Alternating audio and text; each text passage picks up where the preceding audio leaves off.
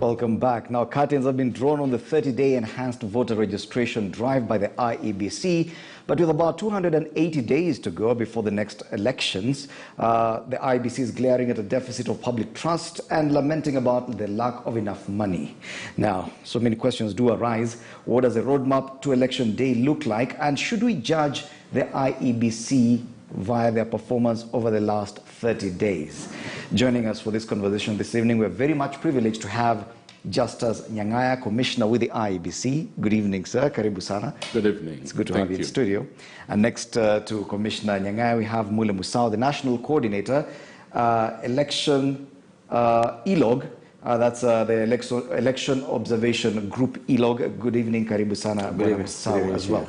And let's start with the latest news on the just concluded mass voter registration, because that is a big news. It was the top news on Newsline tonight, and everyone is talking about it. Of course, a lot has been said about the voter apathy, the poor turnout, but perhaps one of the newest items of news tonight was the fact that a court in Eldoret ordered the IEBC to extend the exercise for further 1 week, and the IEBC flat out said no, of course citing a lack of money. But is that it? Is it simply because of a lack of finances?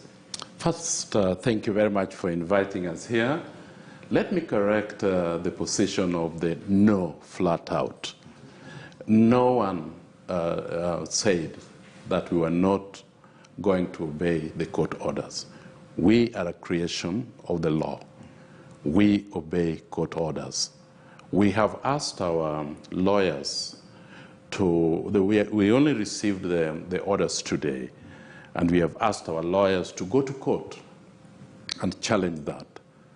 And because it is in court, that is the mark that I can say. If at all you were to continue with the exercise for 1 more week or 2 more weeks, is the IEBC able to, given that there have been already complaints about the lack of resources? You know, money is everything. We have over 11,000 people out there, Kenyans, that needs to be paid. We can only make a decision to contract them when we know that we have a budget. We don't have that budget, but we will obey the orders of the court. You will see our clerks tomorrow at the station. So tomorrow, people can still go and register at the ward level, not constituency level? At the ward level, people will go and register. Okay. But when we challenge that, and the court says, okay, you know, we add here, we need to stop, we will stop, because we need to contract people and pay them, not contract them and not pay them. Okay. And of course, that coming from Commissioner Justice Nyang'aya, yes, of course, we'll be there waiting to see if at all IEBC staff will be out there registering voters tomorrow morning at the ward level. Now, let me bring Bwana Mule Musau into this conversation. And of course, the biggest issue about the 30-day enhanced voter registration has been the poor turnout. It's been almost embarrassing for the IEBC, looking at how they worked on this, how much money they've asked for this exercise.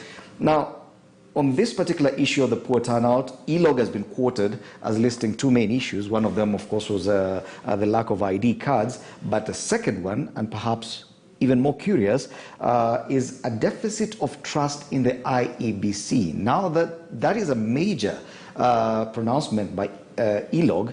As an observer, do you foresee a problem if this lack of trust continues? If at all people don't feel that IEBC is trustworthy enough for them to register as voters?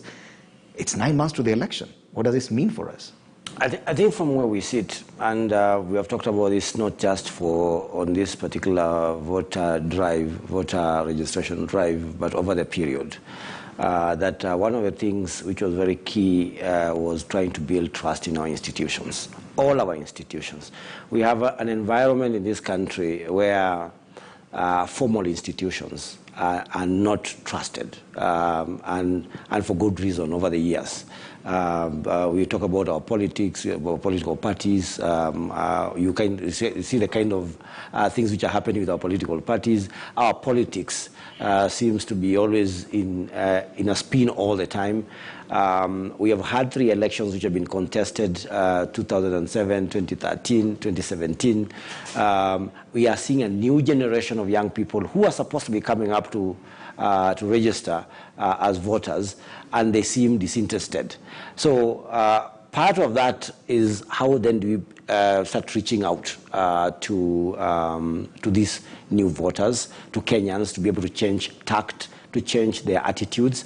And we have asked the Commission, we have talked to the Commission quite a number of times, that part of what is required, this was one exercise in a month, but there is a robust stakeholder outreach which is required from the Commission to endear itself to Kenyans in the run-up to an election, especially because you want Kenyans to feel that the people who are managing this process are people that you can be able to work very closely with. Okay. Yeah. And from an observer's perspective, looking at the kind of numbers that the IEBC are targeted, 6 million plus, and the kind of numbers they're getting now, because reports indicate that probably IEBC will not go beyond 1.2 million new voters on the list, and with no possibility or probability of another mass registration drive between now and election day. From an observer's perspective, don't you think that this could be seen as failure on the IEBC's part, disenfranchising more than 4.5 million possible voters? I think there are 2 sides of this. First, we must appreciate the fact that in Kenya, voting is not voluntary, is not compulsory. It's a voluntary exercise. So at the end of the day, it is Kenyans who have to make a decision whether they want to participate in the elections or not. I think the issue, and the Commissioner is here, the issue that we can be able to have a discussion on is the question of the target. I would be thinking from where I'm sitting that IEBC is looking at the kind of the number of voters who are out there, the eligible voters who need to be in the register for them to be able to do, the more you enfranchise Kenyans, the more you get also the legitimacy of the entire process, because you are adding more voters into the process of determining who their next leaders are going to be. So the question is, there are questions about the budget, for instance. Your budget constrains you to a particular level in which you can be able to reach out. But then you also know that if I don't get this money and these are the eligible voters, can I just go all out there and try to get as many of these people into the list as possible? But there is the other coin, the other side of the coin. These Kenyans, are they interested also in participating in the process? Okay. With the kind of investment that the IEBC had, for instance, we must ask ourselves, did they get back the value for the money in terms of investment? Okay. And what are then the reasons why after a polling station or a registration center is being opened in a place accessible to you, you're not still registering? So that brings other issues on board. Commissioner Nyang'aya, do you see this as a failure on the part of the IEBC, and if at all, to what extent do you think the IEBC failed in ensuring that probably they netted more numbers? We didn't fail. We organized very well, and we had our staff out there and our kids out there, everybody prepared, waiting for these people to come and register. You will have said that we failed if we did not have all these equipments and personnel waiting for people to come and register. But part of now, since people did not come, yes, you cannot actually put that on us as a failure, because we don't even have the police to go out there and kick people from their homes and tell them, go and vote. But Commissioner, of course, part of the IEBC's mandate is to conduct civic education, voter education, and to ensure that such an exercise is properly communicated to the targeted individuals so that they are able and well informed to show up. Do you think adequate voter education was conducted by the IEBC? Did you even have resources to do that? We didn't have resources to do that. We did a bit of that. But research does not bring out the issue that people are not coming out because no adequate voter education was given to them. I don't think anybody has come out with that as the justification for people not to come out and vote. So it is pure apathy? It's pure apathy. And when it is apathy, we call it by its real name, apathy. Yeah. I think, let me just add on that. I think there is room to differ with Commissioner in the question of voter education, because from apathy is the overwhelming, I think, issue that we're talking about here. But for the Commission to be able to tick its own boxes in terms of what you've just said, it's a mandate of the Commission to be able to ensure that there is adequate voter education out there. That's a box that it ought to tick.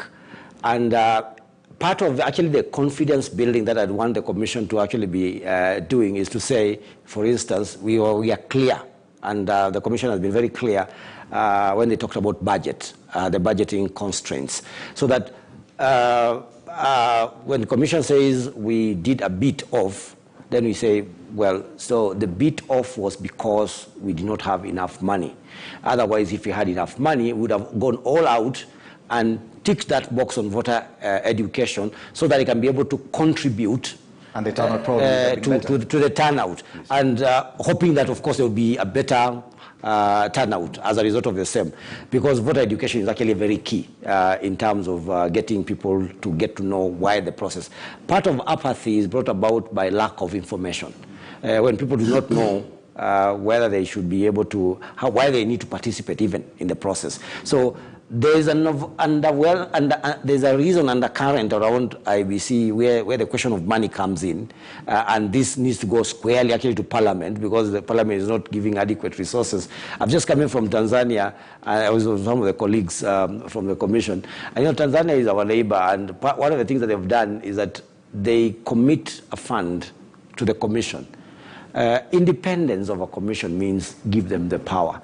Let us now poke holes to the commission when they do not undertake their mandate, even when they have all the resources at their disposal. Okay. But now when we are held back by another agent, another level of government, which is holding money, and therefore we cannot be able to get out there and teach our people what they require to do, then now we start speculating about what the exact reasons are. And probably allow us then to exhaust this issue of budgetary constraints, because probably that's why you're saying you are only able to conduct a bit of the required voter education. If at all you had more resources, you would have extended probably the scope and reach of the education, and probably the turnout would have been better. Absolutely. This is one of the biggest, it has been the one thing that has been heard over and over again. Whenever IEBC, the IEBC chairman is speaking anyway, it's about budgetary constraints, finances.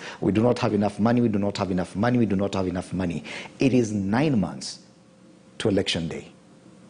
Do you have enough money to conduct the elections?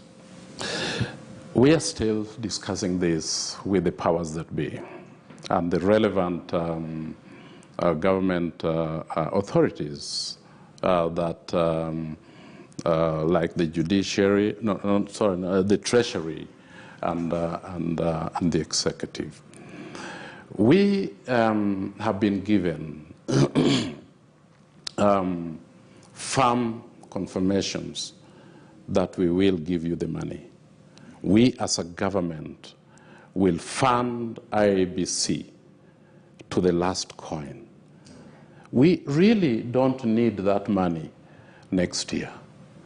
We need it now, because a lot of things that we are doing are in terms of time. One, if it is not done now, it is not going to trigger the next one, and the next one, and the next one. We will not need money for voter education in the last 1 month. We need it right now. And definitely time is of the essence. And time is of essence. And this is what our chairman has been talking about. And if you listen to him, he's been talking about money. And if there is no money, there is no money. So there's an issue of money and time as well. As an election observer, do you think, therefore, we're looking at a possible challenge whereby if at all the IEBC gets the money or does not get the money soon enough, then the elections could be deemed not to be free and fair? If at all, probably the Treasury releases the funds in February or March next year. If IEBC does not get the money that it requires to run an election, the election will be compromised, period. It is that simple. And we can start seeing the effects of the same, even from this voter registration process. As I said, you want to see a robust voter education process before any electoral process. Remember, we are still a nascent democracy. Our people are yet to really acclimatize to this new system of voting, getting leaders, holding them accountable, and all those things. So education is key. It will remain a key issue in a nascent democracy for a very long time. So throughout, we're talking about now just about 9 months now to the elections. If you don't get money, there's supposed to be procurement of equipment, which is a critical part of this. The voter education itself is supposed to be, the voter registration is supposed to be continuous. Of course, resources have been committed to the same. We are having the political parties coming through next year. Early next year, there will be processes which lead to the political party nomination processes and the eventual campaigns and all the other things which are required to prepare strategic material, all of them. A process which IEBC is already undertaking with a lot of hiccups, even as we speak. But all these things have to be, undertaken or underwritten by good financing. Election costs are second only to war in a country. That's the biggest cost in a country will be war. The second is election, because of the kind of logistical requirements that you need to have. And probably, if you may paint a picture to the viewers on the kind of roadmap, the kind of timelines the IEBC is looking at, and the things that the Commission should be engaging in immediately now after the enhanced voter registration exercise is done. What should the IEBC, or what is the IEBC focusing on next? Yes, let me go through a list of about 9 very quickly. One of them we're just finishing right now, the enhanced continuous voter registration, which was ending today, but the court did say that we continue. Now, this was very, very important, because then it allows us to see and prepare how many people are going to vote. The second one is the continuous voter registration within the 290 constituencies, and this was going to start on the 3rd, and it was going to go until February 2022.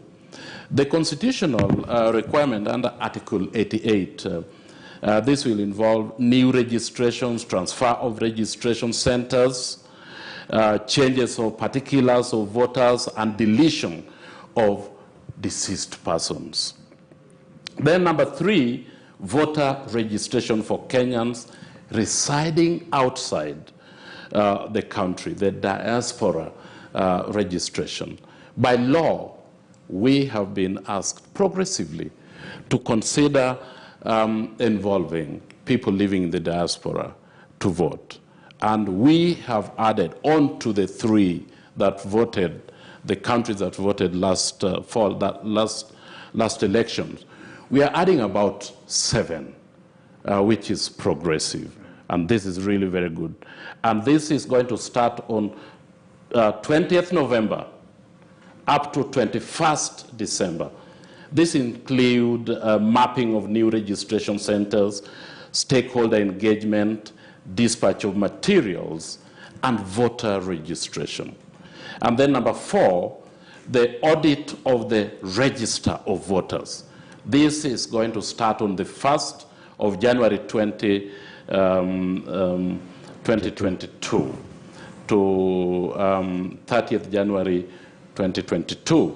Requirement of what we call the Section 8A of the Elections Act. Objectives include verifying accuracy of the register, which is very, very important for people to feel confident that they can vote and vote in a credible election. Recommending mechanisms of enhancing the accuracy of register and updating of that register. Number 5, voter register inspection. This is continuous. And this is registered voters are allowed to check their registration status at the constituency offices any time before 2022 general election. People are allowed to check if the accuracy is there. Number 6, biometric verification, which is going to start on 1st of March 2022, 31st March to 31st March 2022. This is derived from Section 6A of our Election Act.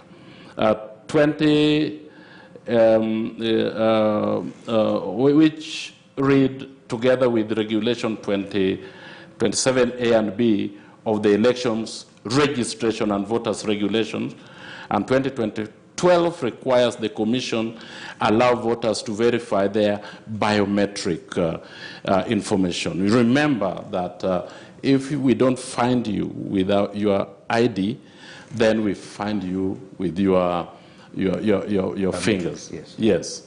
And then that comes out, and your picture also comes out. And then number 8 is uploading of the register of voters into the Kenya Integration Elections Management System, which we call the KIMS, from 1st July to 2022 to 31st July 2022. This is the preparation of the voter identification technology for the general elections. The last one is dispatch and use of the voters at polling stations, registration of voters at polling stations, 1st of August to 9th of August 2022. And this is the distribution and use of the register to identify voters during the general election. So people know exactly where they are going to vote, which station, which center, and where their biometrics are. This one is I was hoping to hear something to do with procurement or tendering of the ballot material, but perhaps that's just administrative work. But it is a very tight timeline on the part of the IEBC.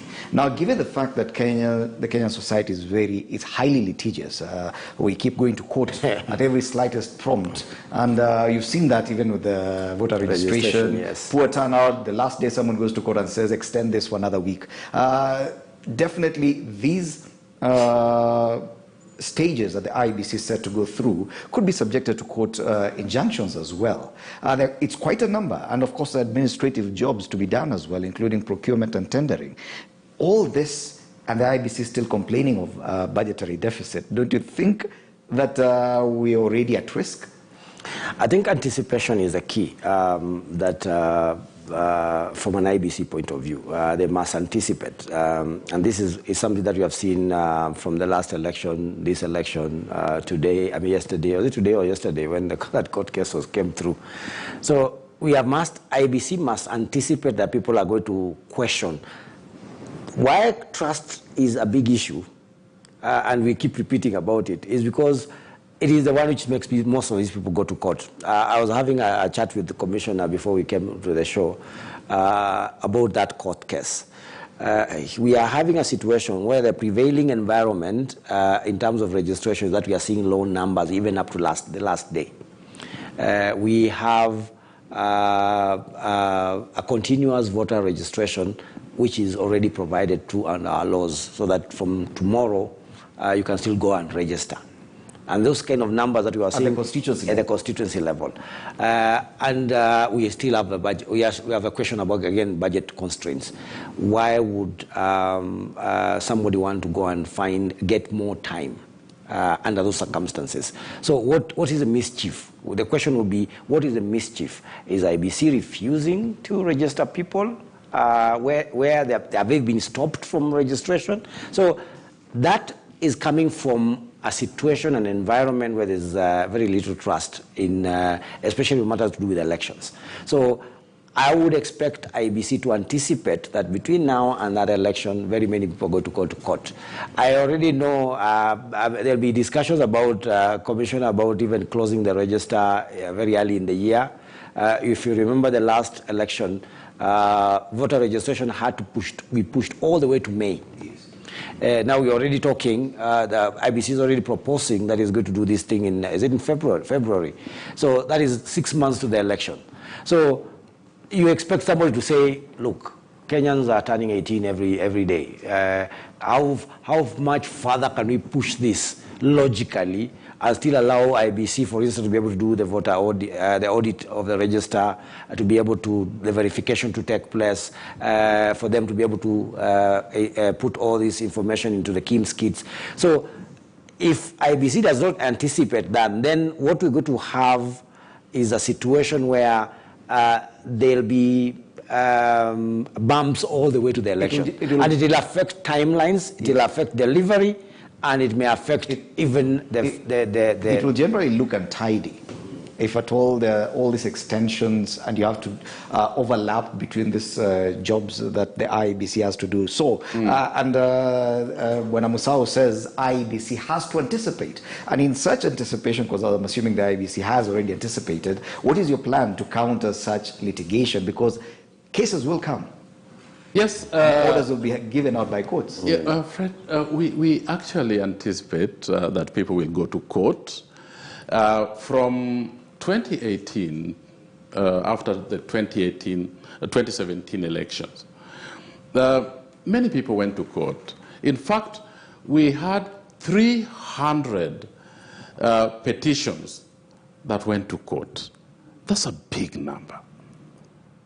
But because we don't say our story ourselves, and we allow people to tell our story, and they don't know very much about us, these 300 petitions, only 6 were successful.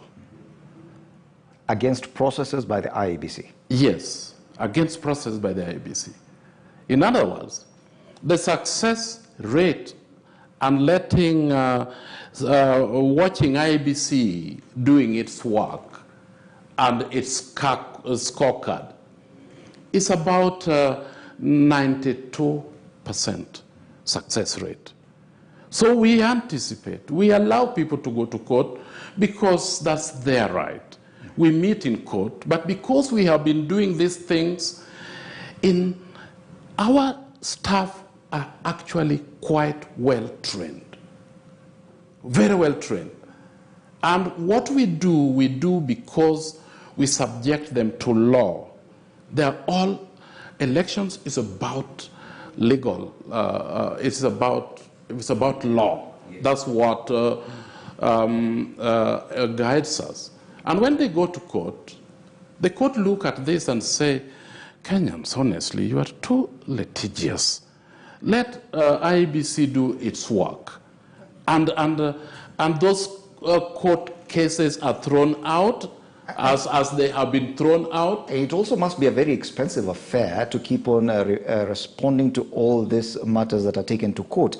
From the Commission's perspective, we have to, because we have to appear, and lawyers are working, and they have to be paid, and you know, it is sometimes a very thankless job, because when you look at anything being taken to court, but because it is their right, let people go to court. We meet in court, but because we have done it so well and we have not broken any law, the court says, drop this off. Okay. Go away. Can I add something? Yes, The commission is right in terms of what IEBC have to do.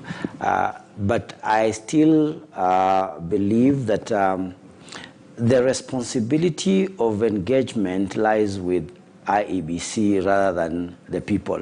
And you do not want to create an adversarial position between IEBC and the people. IEBC should be with the people. So for me, it should be much more of an outreach. The proaction, part of the anticipation is being proactive in terms of stakeholder engagement, robust engagement with the citizenry in this country. And we have seen commissions in Nigeria, for instance. There's Professor Atahuiru Jega, who was the chair of the commission there, and we had Dr. Afari Gian of Ghana. These are people we've seen their records. Those commissions under them worked much more. They were with the people on one side, very firm. The people, for instance, and I can give you an example, the people, for instance, will be very happy when IEBC says we don't have enough money. People want IEBC funded. And you've had, if you listen to a lot of feedback, they want IEBC to be independent. They want IEBC to be funded adequately so they can be able to do its job, non-interference with the IEBC, our IEBC. In fact, I think I was in a show here when some people, Kenyans called to the show, and they were saying, that is our commission. You want now to create that ownership, so the commission is driven by the people. So the commissioner is there, is acting on behalf of Kenyan citizens. So it goes back to the trust issue. Yeah. Let me just finish, Commission. Yeah. So when we leave it, we put it like anybody who wants to go to court, we will meet them there. It can create the illusion of an adversarial commission. That's what I'm against. Yes. So can we anticipate that? What are the issues? When it comes to the voter registration process, somebody wants to go to court. Actually, the best example is the procurement of the KIMS. You remember this issue which stopped the process was that there are some Kenyan vendors who are feeling we are not part of the process. That can be anticipated. They can be given enough space to participate in the process until the logical conclusion of it. But Commissioner, because I know you want to respond to that. Yes, I want to respond to that, and you will allow me to do so. Go ahead. Because this is what I am saying, that people tell our story without much information about public participation. You do know that we are devolved to 47 counties, 290 constituencies. Our staff involve people daily because they find us there at the constituency level. We engage with them. The tender was, there is so much engagement and opportunity for people to ask questions, verifications, talk about what are the specifications. The opportunity is given to them. When one person wants to go to war with the other for money, you can't blame us that we did not have enough time to actually have a conversation with them, because we do. The challenge I'm seeing here is that the IEBC may be accused of trying to resolve most of its problems using money, that you will pay legal officers to go and respond to all litigation in court. The chairman, appearing before the Committee on Budget and Appropriations the other day, tried to explain why the ballot paper in Kenya is more expensive. It's because it needs more security features. Why? Because of a lack of trust by the voters. Don't you think that by throwing more money into creating more secure ballot papers, getting more legal officers, that you're not really solving problems, but you're just increasing your budgetary needs? You know, these people that go to court, I think that's their right. Give it to them. They want to sort something through judiciary. And I say that because and when they go, he raised an issue of goodwill, and he said that probably IEBC has failed to generate enough goodwill towards itself, and that's why everyone it becomes almost an adversarial relationship between the IEBC and the public. I think because the stakes are very high in terms of elections. This is power. We are only a referee, and when they go to court, we follow them there because there is no choice. Do you see any choice? There isn't. And our people, they are engaging with our people at the constituency level. And you did see this time, even during the enhanced continuous voter registration, we told Kenyans that don't come to us now. We are coming to you. Okay. We went to the wards. We spoke with people. We said we have come to register you. Don't come to our constituency. We have come to you. And that is the kind of thing that we do with our devolved system of management and administration.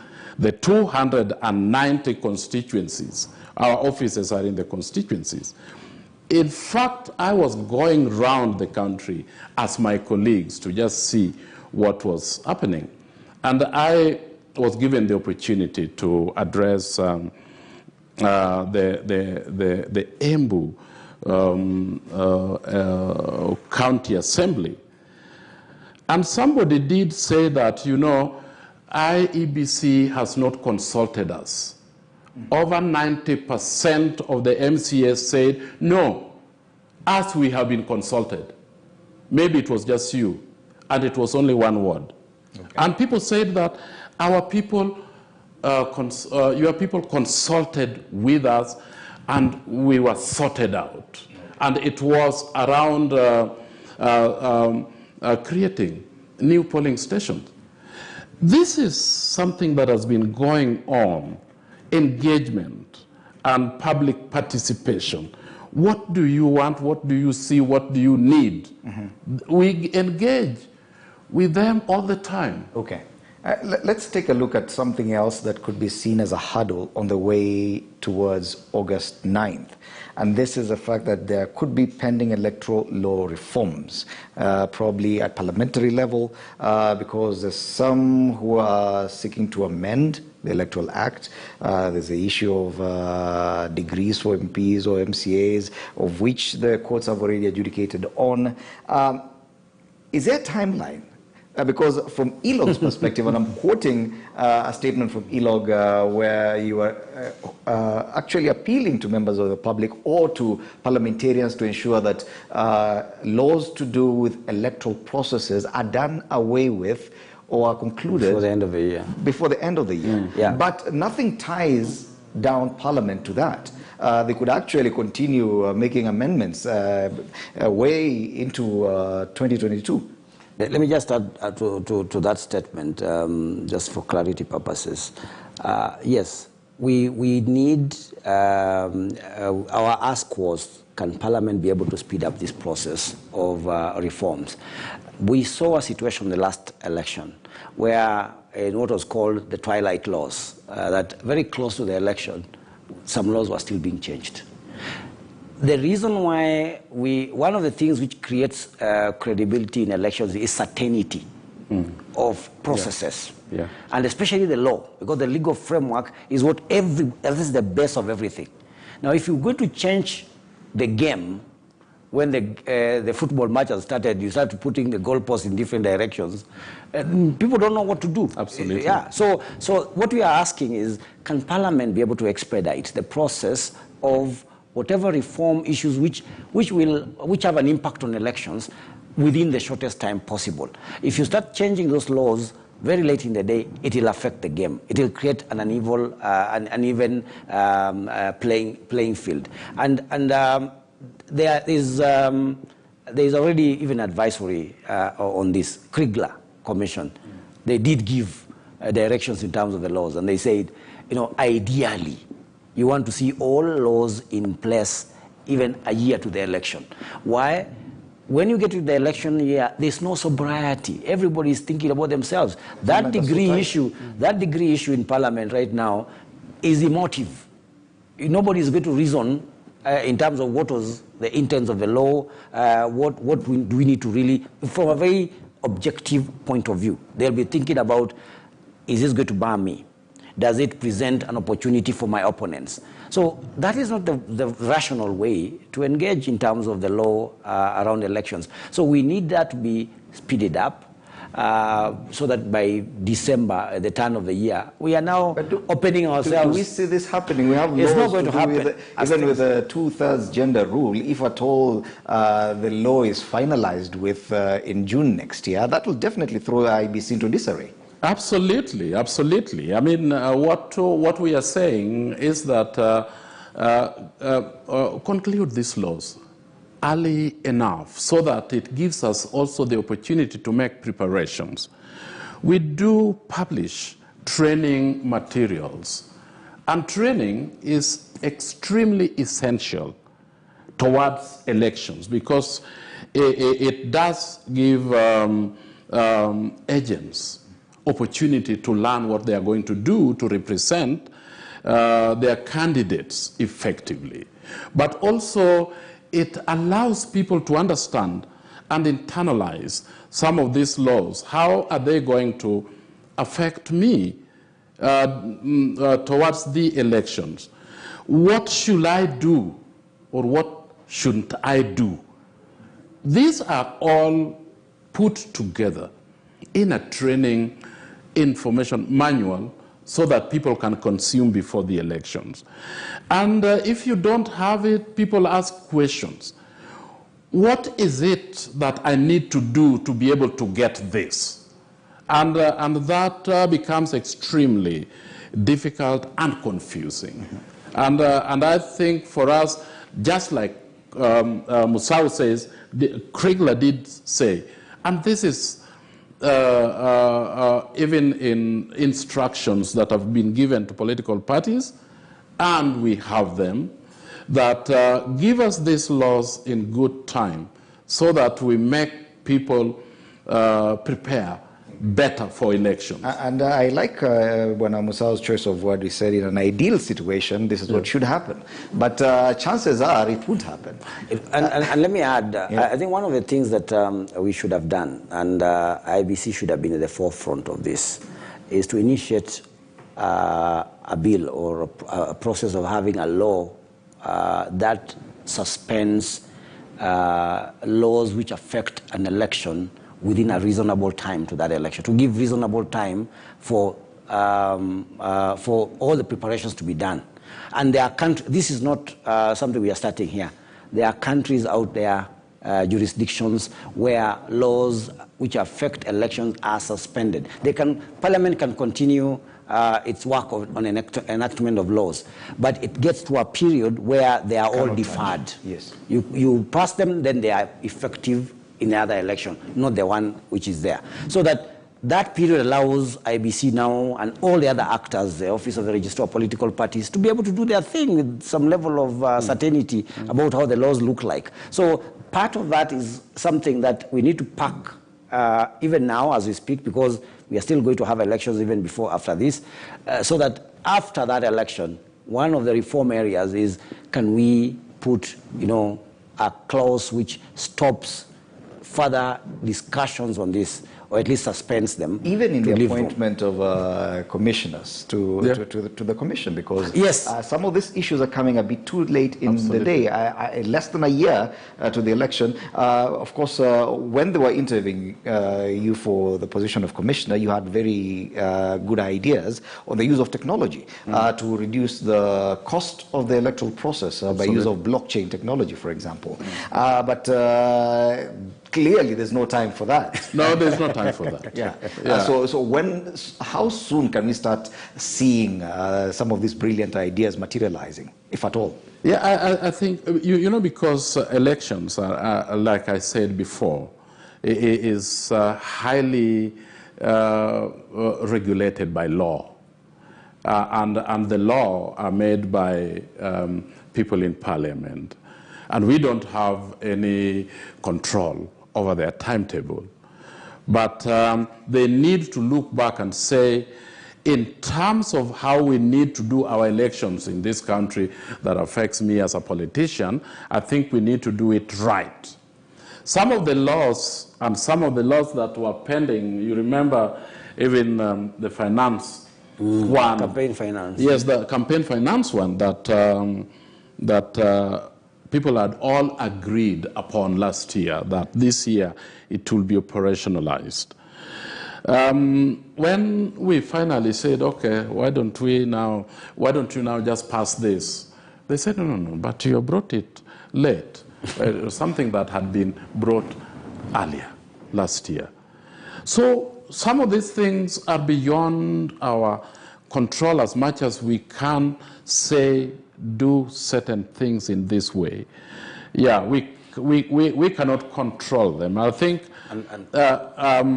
delivering election is not just the responsibility of IEBC. It cannot be a tidy job. We have to have a lot of people getting involved.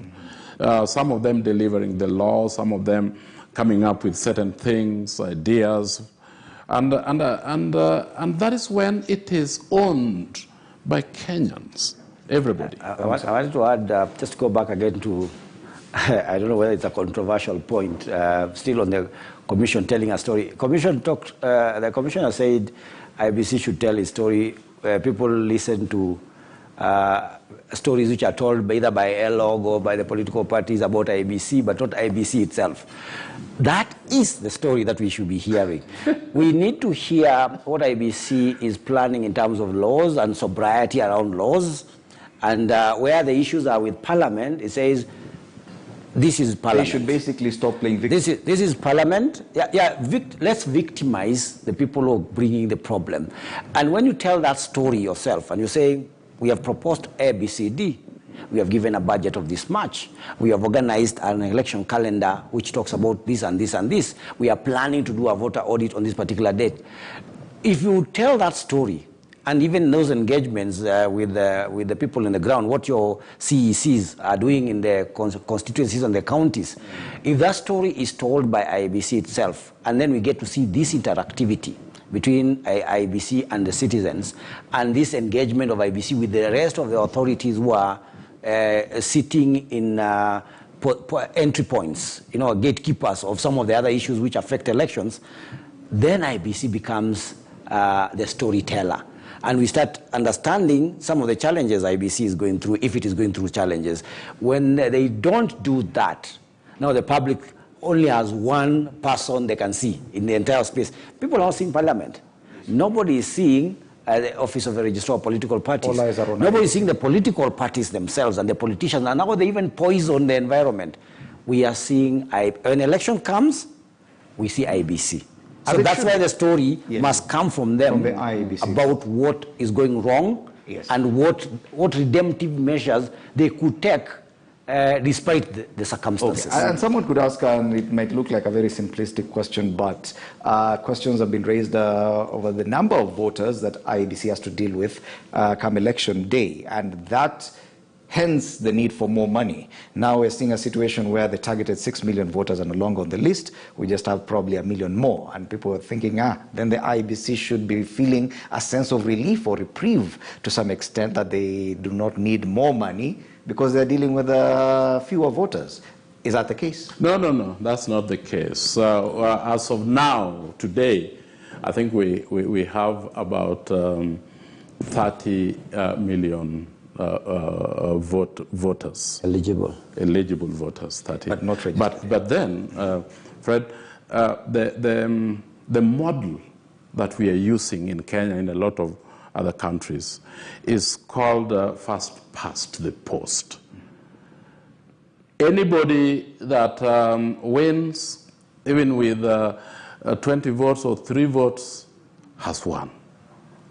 And so, when we go out there and we ask people, register so that you can vote, what we are doing is promoting democracy and the spirit of democracy and civic participation in elective of leaders. We do that. Mm-hmm. But when we can only have 30 million, rather than 37 million, we can make do with what we have, because there's no way in which we are going to force people to register and vote. So the fewer or the shorter the list of registered voters, the less amount IEBC would need? We would like to have as many people as possible because we are in the business of nurturing democracy in this country. We would like people to participate vibrantly. Okay. But if they cannot do that because of certain structural challenges and barriers, we cannot do anything about it. We only use, at that time, in that context, the votes that we have, not the votes that we should have had. Okay. Yeah. I wanted to say that one of the critical cost drivers for elections is the polling station. So the number of voters determines the number of, we have capped it at 700. Yeah. If you're going to have 50 million voters by August, you do your math. You'll see how many polling stations you're going to have. That polling station is a cost driver in terms Absolutely. of strategic materials, personnel, security, and all those Definitely, things. the fewer numbers will matter. So I was going to say that. So I wanted to give that so that you see how that can affect the budget. But let's remember, IEBC and the commissioner said here is that when they targeted 6 million voters, they rolled out an operation which is supposed to support the realization of 6 million voters, whether they get them or not, isn't it? Because they have rolled out 11,000 personnel who are out there. There are KIMS kits which are out there. There is logistics which are being catered for, so that they can be able to get 6,000. So if there was any element in which we may be able to now to start asking ourselves in terms of value for money, we could say, but what is 6 million, but we rolled out all those things and then we never got those 6 million. But the cost has gone. So you can't say, therefore, it may not exactly fit that you will need fewer voters. Papers. That's what I'm saying. Yes. Well, the cost, that's what I'm saying, cost will come down naturally. If you're going to have very few voters, votes will come down. But the issue that Commissioner has raised here in terms of the need to expand the voting numbers, in terms of the numbers of people who vote in an exercise, is there. It's enshrined in law. It is their number one objective. So my expectation is that despite whatever has happened in this voter registration process, they'll still ramp up. Okay. By the time they close the register, they should have tried as much as possible to get as many of those 30 million as possible. Okay. So the budget and the targets which they are still working on is still realistic under the circumstances. Okay. And before I give, because we are ending the show now, and before I give you an opportunity to give your final remarks, probably from an observer's perspective, because your job is mainly to observe the processes between one election and another, and you can clearly see the hurdles that the IEBC is facing ahead. You know where there will be a problem. What can you actually advise IEBC to do right now? Because yes, we are here. What probably awakened most of the public was the enhanced voter registration, because there was increased and heightened news about it. But after this, 9 months to election day? I think I already said it in our discussions. Number one is anticipate what is going to happen between now and the elections. There is going to be, this country, we love litigation, we will go to court. That should be anticipated by IEBC. The second issue for me is what we talk about, the storytelling. Can IEBC tell us exactly? I've said before that in terms of election processes, we would like predictable election processes and unpredictable outcomes. In Kenya, sometimes we change the two. So we have nearly predictable outcomes and unpredictable processes. Can IEBC create certainty in these processes? Tell the story as they understand it from one thing to the other. The way Commissioner has said it, I let it bear here. Engage the public. That, which is my last point. Can there be a robust engagement with Kenyans by IEBC? Standing with them and telling them that we are in management of your process. It is your process, it's not an IEBC process. Election is the Kenyan process. We are just standing in guard. They are the vanguards. We are helping you to go through this process, and we'll work with you to solve. In Gambia, I came from Gambia about 2 weeks ago, and they're still using marbles. to vote. They don't use ballot papers. So the question of, oh, we want a very expensive ballot paper, in Gambia they are very happy with the marbles. Just drop the marble of this color, then Indimuli is chosen. Then the commission is chosen. I'm not saying we go back there, but I'm just saying that it should be a simple. Article 86, which talks about a simple, accurate, verifiable. That is the anchor law for me when it comes to elections. If IEBC can be able to do that, demonstrate that in terms of the processes between now and the elections, whether it's procurement, whether it is voter audit, whether it is even working with the political parties during their primaries, whether it is the disputes emerging from some of those issues, the campaign, if they can demonstrate that simplicity by a robust engagement, I think they would, that story would come out very clearly. Okay. Finally, Bwana Commissioner. Yes, going back to the voter apathy, I think even without the young people registering to vote, they have spoken. And I think as a people, as Kenyans, not just IEBC, but all of us, we need to listen and say, what did they say? And how did they say it? And why did they say it?